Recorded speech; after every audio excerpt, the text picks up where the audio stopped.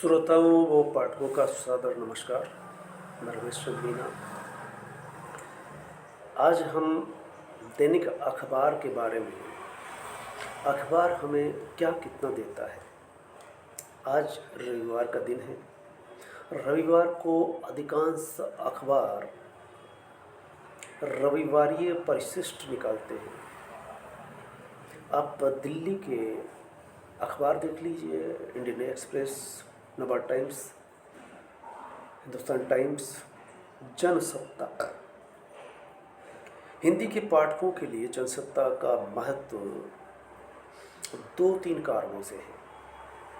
एक, लेख राजनीतिक, सामाजिक, सांस्कृतिक या किसी भी मुद्दे पर पूरी गंभीरता से लिखे जाते रहे। प्रभास जोशी कभी संपादक हुआ करते थे, तब काफ़ी चर्चित हुआ करता था। दुनिया मेरे आगे जैसा स्तंभ एक उसकी अलग ही पहचान बनाता है। भास्कर को मैं पिछले 3 दशक से लगातार पढ़ रहा हूँ, और ख़ास करके जब कोरोना लगा था, कोरोना में लोग अधिकांश तनाव में आ गए, डिप्रेशन में आ गए, डर गए, भयभीत हो गए। चूँकि मीडिया ने भी, डॉक्टरों ने, सरकार ने, सभी ने मिलकर के ये प्रयास किया कि आप अगर घर में बंद रहे, बाहर निकले तो खतरा, मौत मंडरा रही है। और वाकई में दूसरा तीसरा दौर आया तो अस्पतालों से कई लाशें बाहर आने लगी। अस्पताल मुर्दा घर में तब्दील हुए। लोग मृतक के जुलूस में जाना तो दूर, उसे कंधा देना भी मुश्किल हो। बेटा बाप को कंधा दे नहीं रहा था।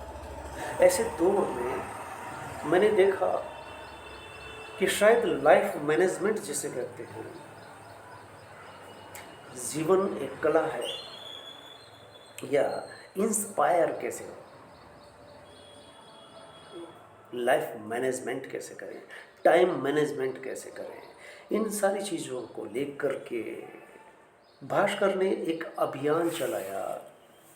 और ये था कि देश विदेश के जो भी विद्वान, लेखक, चिंतक, समाज सुधारक और जिसकी भी भूमिका रही है, उसको लिखते रहे। और आज भी ये क्रम जारी है। लाइफ मैनेजमेंट का पन्ना जिस पर हम चर्चा करना चाहते हैं, खास करके आज ध्यान आकर्षित किया रेने देकार्ते। आपने देखा होगा रेने देकार्ते का फोटो है, और दूसरी तरफ शाहरुख खान कह रहे हैं। तो एक जो जीवन में ऊंचाई हासिल कर चुका, सफलता की सीढ़ियां चढ़ते चढ़ते जहाँ पहुंचा है, शाहरुख खान कहते हैं, मुझे सिर्फ फिल्मों के लिए नहीं, मेरी कोशिश के लिए भी याद रखा जाए। बहुत मीनिंगफुल है।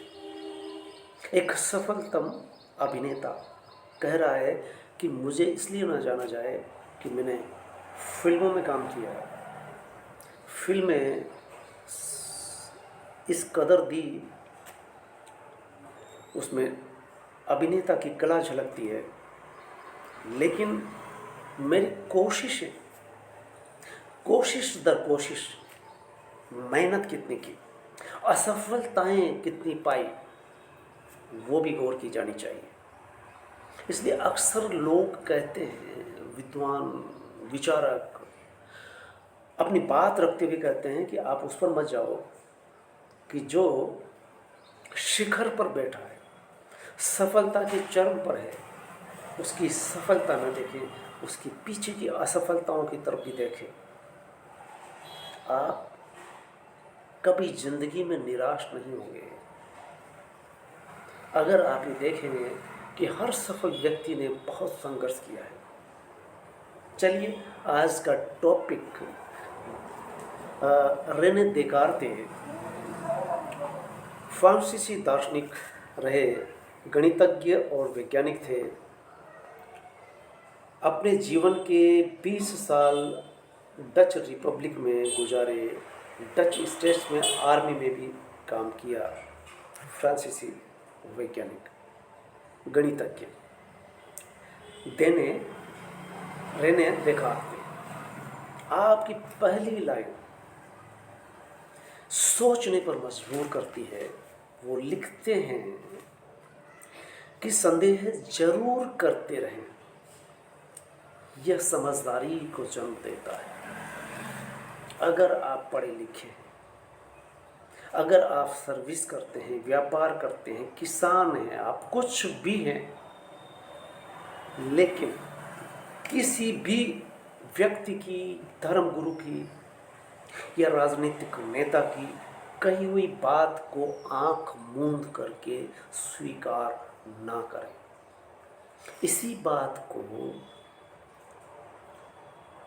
भगवती चरण वर्मा का उपन्यास चित्रलेखा, इस बात को ही मद्देनजर रख करके लिखा गया है कि कुमारगिरी योगी कितने भी पहुंचे हुए संत क्यों न हो, उन पर भी सवाल उठाया जाना चाहिए। और चित्रलेखा की नायिका सवाल उठाती है, वो कहती है कि जब कुमारगिरी योगी चंद्रगुप्त मौर्य के दरबार में दावा करते हैं कि मैं ईश्वर को इसी वक्त दिखा सकता हूँ, तो सारे दरबारी ये कह देते हैं, स्वीकार कर लेते हैं कि हाँ, इस धुआं में जो अभी अभी आपने उठाया है, इसमें हमने ईश्वर की छाया, प्रतिछवि को देखा है। चंद्रगुप्त खुद भी कह देते कि हाँ, ईश्वर के दर्शन हो गए। वाह वाह, क्या बात है योगी जी। कुछ देर की वाहवाही के बाद चित्रलेखा उठी, लेकिन इसके पहले चाणक्य ने भी कहा कि मुझे तो ईश्वर जैसा कुछ नहीं दिखा। तो योगी ने कह दिया कि जिनमें आस्था नहीं होती उनको दिखाई नहीं देता। तब चाणक्य तो चुप हो गए, लेकिन चित्रलेखा उठ खड़ी हुई। उसने कहा, और कुछ अलग अंदाज में कहा, कि योगी कुमारगिरी योगी, जिस तरह से आपने लोगों को ईश्वर के दर्शन कराए, क्या आपको भी ईश्वर के दर्शन हुए? इस जवाब से, इस सवाल को सुन करके योगी लड़खड़ा जाता है और कह बैठता है कि नहीं, मुझे भी नहीं हुई है। और इस तरह से वो बात जो नहीं थी वो नहीं ही थी, खुद वो स्वीकार कर लेता है। और इस तरह से चित्रलेखा उपन्यास का जो मर्म है सामने आता है। इस उपन्यास को पिछले 2-3 साल, आज से 10 साल पहले से लेकर के मैं पढ़ाता रहा और विद्यार्थियों से अक्सर ये पूछता रहा कि इस उपन्यास का मर्म क्या है, खास बात वो क्या है, शक करना। लेकिन विद्यार्थी पलट करके जवाब नहीं दे सके बताने के बावजूद। तो वही बात आज जब रेने देकार्ते कहते हैं संदेश जरूर करते रहें, यह समझदारी को जन्म देता है। तो चाणक्य एक ऐसा ऐतिहासिक पात्र है जो आज भी उदाहरण दिया जाता है, राजनीति का, कूटनीति का बेजोड़ बादशाह, जिस राजनीति और नीति क्या होती है आज भी उसके नाम से चलती है। वो कहता है, चित्रलेखा के द्वारा कहलाया गया क्या यही कि शक, संदेह जरूर करते रहे। इसलिए रेने देकार्ते के माध्यम से मुझे ये बात याद आई कि इस पर हमें चर्चा करनी चाहिए। करीब करीब 600 से अधिक वीडियो साहित्यिक, खास करके मुद्दों पर या आदिवासी उपन्यासों पर आप सुनते रहे, लेकिन मोटिवेशनल स्पीच के रूप में कुछ 2-1 वीडियो होंगे दार्शनिक पर, ओशो, आचार्य प्रशांत पर, जिसे सर्वाधिक देखा सुना जा रहा है। आज रेने देकार्ते के माध्यम से, बहाने से और उनके इस कथन से बहुत सारी बात उभर करके आती है कि संदेह जरूर करते रहे, आप किसी पर यूं ही विश्वास न कर लें। ठग आपके आजू बाजू, आपके समाज में, आपके अड़ोस पड़ोस में, आपका मित्र, आपका रिश्तेदार, कोई भी हो सकता है। वो चालाक चतुर हो सकता है, वो संत महंत कुछ भी हो सकता है। महिलाओं को उन धर्म गुरुओं से बच कर के रहना चाहिए। आशाराम आज भी शिक्षकों के पीछे राम रहीम पैरोल पर बाहर आते हैं। क्यों? लेकिन खतरा सबसे ज़्यादा महिलाओं को। महिलाएं भी इसी तरह की बातों में, धर्म की बातों में विश्वास करती है और ठगी का शिकार होती है। इसलिए भगवती चरण वर्मा का चित्रलेखा उपन्यास जब कुमारगिरी योगी पर सवाल करती है तो एक बहुत बड़ा मैसेज देती है। कोटा विश्वविद्यालय ने अपने पाठ्यक्रम में बीए प्रथम वर्ष में लागू किया था और मैंने उसको बाकायदा हर बार उसका उल्लेख आज भी मैं कर रहा हूँ। तो इसीलिए महत्वपूर्ण है, वो आम पाठकों को भी पढ़ना चाहिए। अजब रेने देखार्ते कहते हैं, वही बात कह रहे हैं जिसको पूरे चित्रलेखा उपन्यास में पूरा कथानक बना करके लिखा गया है। उसे रेने देखार्ते कहते हैं, संदेह जरूर करते रहें, समझदारी इसी से आती है। तो चाणक्य से समझदार कौन हो सकता है? और उसी की पैरेलल जो उपन्यास की नायिका है वो समझदारी का परिचय देती है पूरे उपन्यास में। और जब शाहरुख खान कहते हैं कि मेरी फिल्मों की बहुत चर्चित होने पर न जाए, मैंने जो कोशिशें की है और बार बार कितनी असफल फिल्में गई है, और फिर मेरी कोशिश, उन कोशिशों पर भी गौर किया जाना चाहिए जब मेरा नाम आता हो। तो इसीलिए मैं कुछ चंद बातें और है इसके अंदर जिस पर मैं बात करना चाहूँगा। ये आधा पन्ना आज रविवार 18 अगस्त 2024 और कोई भी रविवार होगा जिसमें लाइफ मैनेजमेंट का ये आधा पन्ना आपको क्यों पढ़ना चाहिए, आपके लिए जीवन का रास्ता बताता है। जैसा कि रेने देकार्ते का ये कथन है, शाहरुख खान का कोशिशों पर नज़र आपकी होनी चाहिए। इसी तरह से सफलता की अपनी व्यक्तिगत परिभाषा तैयार करें, उसके अनुसार सभी काम करें। टिप्स नाम से लिखते हैं, इस तरह करें अपने समय का बेहतर उपयोग। और इसमें आप लिखते हैं 4 पॉइंटों में, बेकार कामों में अपनी भागीदारी कम करें। हम न जाने कितने तरह के फिजूल काम करते हैं। हमारा एक निश्चित लक्ष्य होना चाहिए। अगर हम स्टूडेंट हैं तो इधर उधर की बातें न करें, फिजूल में वक्त ज़ाया न करें। पढ़ें, किताबें पढ़ें, अखबार पढ़ें, रिवीजन करें, जो पढ़ा है उसको पुनः पढ़ा जाए। तो इस तरह से आप बेकार की चीज़ों में, फिजूल की बातों में, गफबाजी में और वो फिल्में जो आपको कुछ नहीं कहीं नहीं ले जाती, उसके बजाय हार्ड मेहनत करके आप सफलता हासिल कर सकते हैं। दूसरा, ट्रॉफी किसी ने दिया है, पेशेवर जीवन में अपनी सीमाएं तय करें।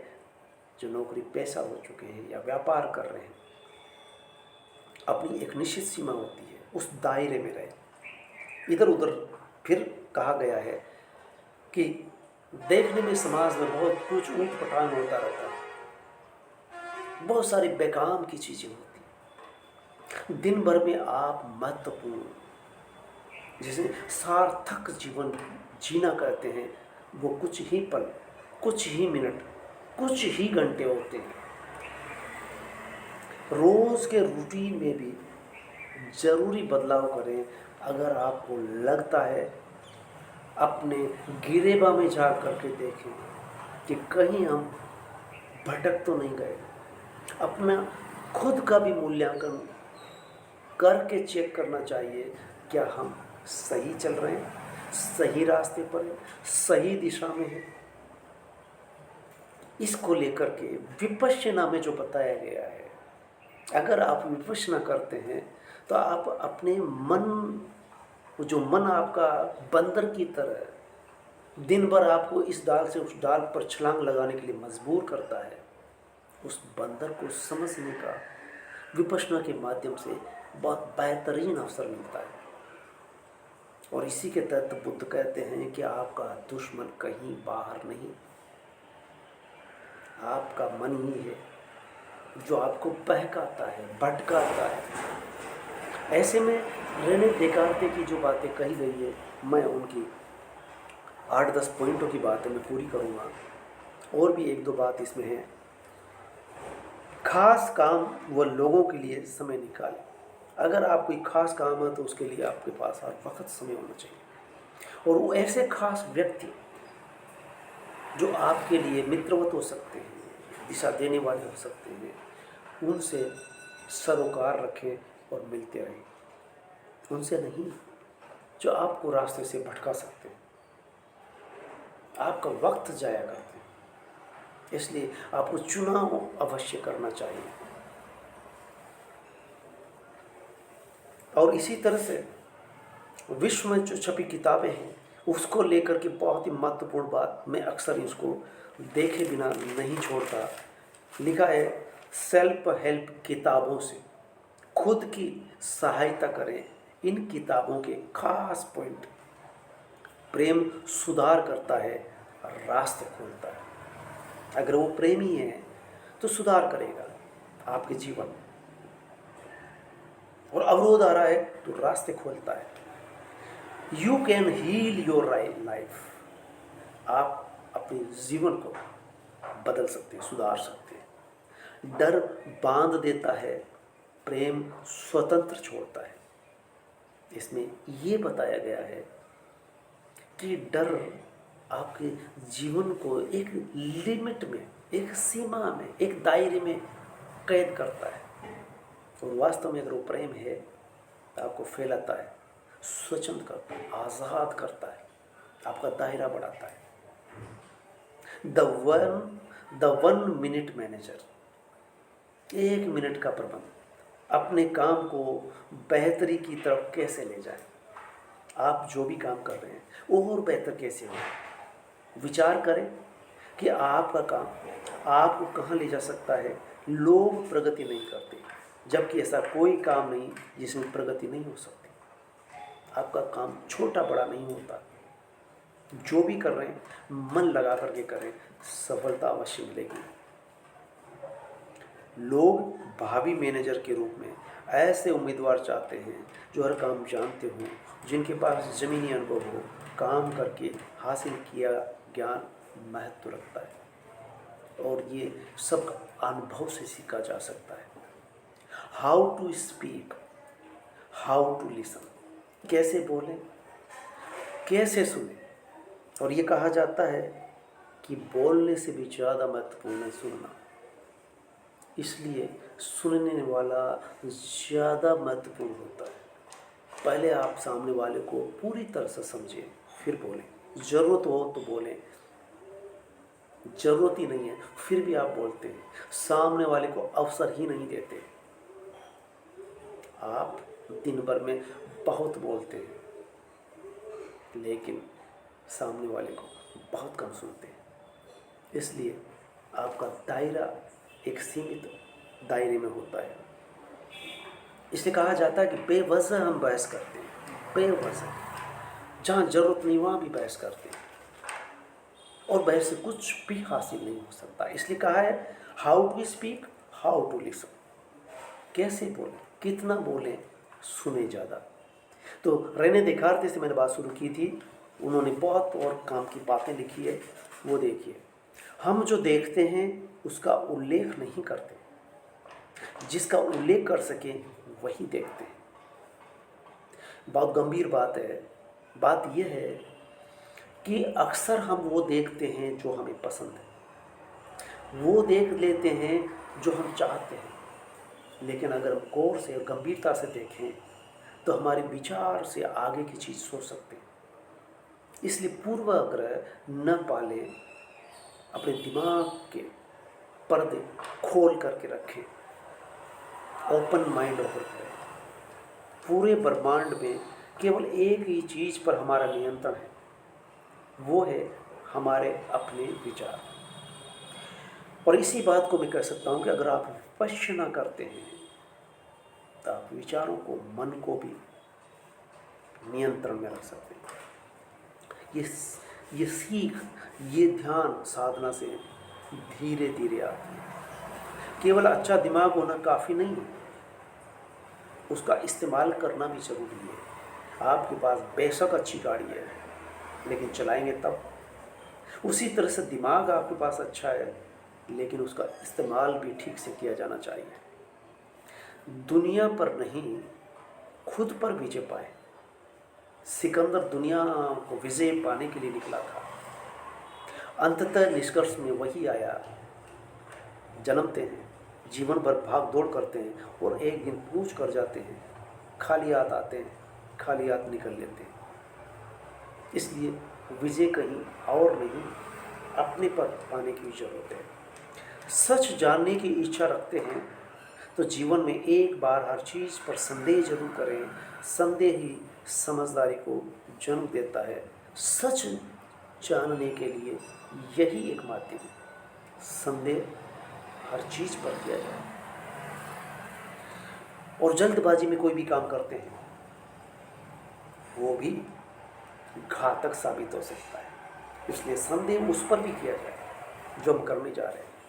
खास करके जब आप बाज़ार जा रहे हैं तो जरूर नहीं है, वो कहते हैं परचेजिंग, खरीदारी, बेवजह की खरीदारी। बाज़ार यही चाहता है।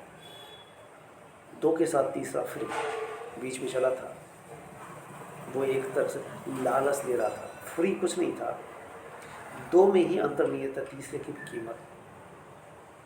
आपको लालच दे करके एक की बजाय 2 खरीदने के लिए कह रहा है, और तीसरा देने का मतलब है कि तीनों की कीमत वसूल की गई है। एक चीज़ जो मैं मानता हूँ, एक चीज़ जो मैं जानता हूँ, वो यह है कि मैं कुछ भी नहीं जानता। ये सुकरात ने भी कहा इसी तरह से, शायद रेने देकार्त के यहाँ ये बात कह दी गई है। सुकरात अक्सर यही कहते थे कि मैं ये जानता हूँ कि मैं कुछ नहीं जानता। अगर कोई गंभीर बात आ रही है तो ये कह देते हैं। और वाकई में हर आदमी की एक लिमिट होती है। हम सब कुछ नहीं जान सकते, सब कुछ नहीं देख सकते, सब कुछ नहीं पा सकते। ये हमारा लालच है जो हमें ये सब करने के लिए भाग दौड़ कराता है। अगला पॉइंट है, मैंने हर वो गलती की है जो मैं कर सकता था, लेकिन मैं प्रयास करता था। ये सफलता के लिए जरूरी है। बेशक गलती की जाएगी, गलती होगी। अगर आप कुछ करोगे तो गलती होगी, कुछ भी नहीं करोगे तो गलतियां भी नहीं होगी और आप कहीं नहीं पहुंचोगे। गलतियां आपको सुधारती है, फिर आपको तैयार करती है आगे रास्ते के लिए। फिर गलती होती है, फिर को आपको याद रहता है कि इस चीज़ से की गलती होती है। इसलिए